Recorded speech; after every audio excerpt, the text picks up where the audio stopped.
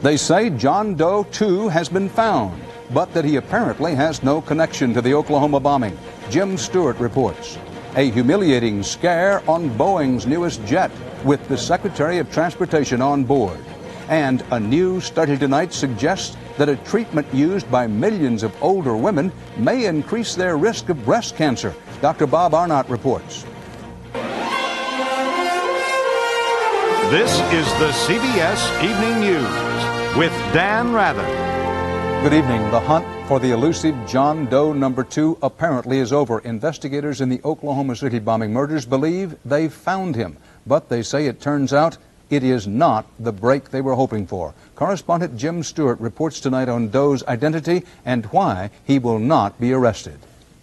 Federal investigators believe this is John Doe number 2, Army Private First Class Todd David Bunting of Fort Riley, Kansas. They also believe Bunting had absolutely nothing to do with the April 19th Oklahoma City bombing that killed 168 people. Federal sources say Bunting was in the same Ryder truck office in Junction City, Kansas, shortly before prime suspect Tim McVeigh rented a similar Ryder truck that was used to carry the bomb.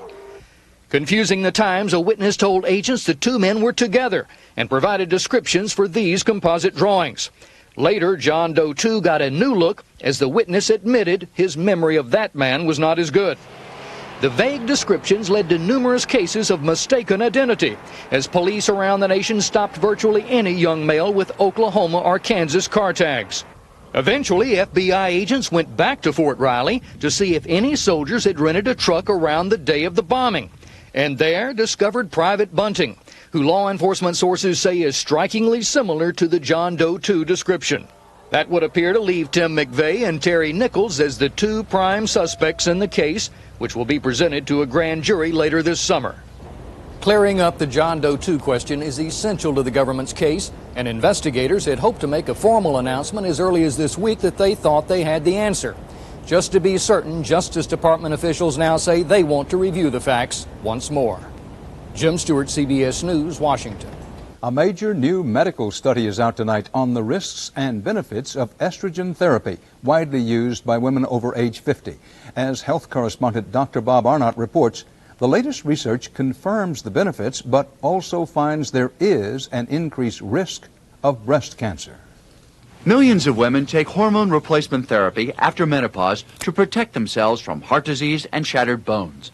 The treatment replaces the hormones a woman's body can no longer produce after menopause.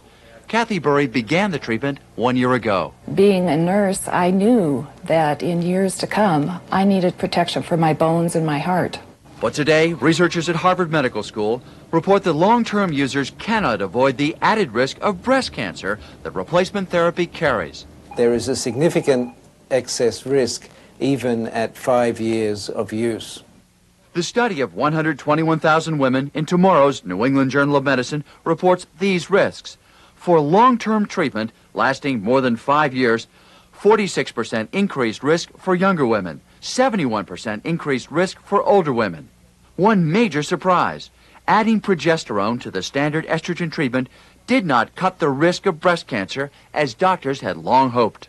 Still, for many women, there are major benefits. You know, most women in the United States die of heart disease. They don't die of breast cancer. And so if this therapy were to markedly decrease your risk of heart disease, but at the same time slightly increase your risk of breast cancer, you may decide that it's worth it. Even with this increased risk, an individual's chance of developing breast cancer depends on many factors. So doctors warn not to discontinue treatment without consultation. Late today, the National Institutes of Health issued this warning, saying that until results of a massive study it has undertaken are reported, no definitive conclusions can be drawn about the risks and benefits of hormone replacement therapy. Dr. Bob Arnott, CBS News, New York. Its new plan to balance the budget gets the slice and dice treatment in Congress from Democrats. That story is next. And later, a new fight over your milk and a growth hormone. How much do you have the right to know?